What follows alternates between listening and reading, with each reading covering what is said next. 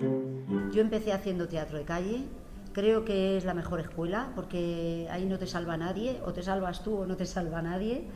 Y eso me dio, yo creo, muchas herramientas para luego enfrentarme al teatro para la infancia. Hemos avanzado mucho en el teatro para infancia.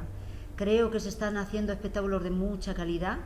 Creo que nos estamos, además, concienciando todas las compañías que hace falta crear desde otro punto de vista. Más bien entender que la niña y el niño van muy por delante de nosotros y que las redes sociales van por delante de nosotros, ¿no? Entonces, a nivel de creación, creo que tenemos que entender un mundo en el que estamos ahora distinto, muy diverso del que nos tocó vivir a nosotros, ¿no?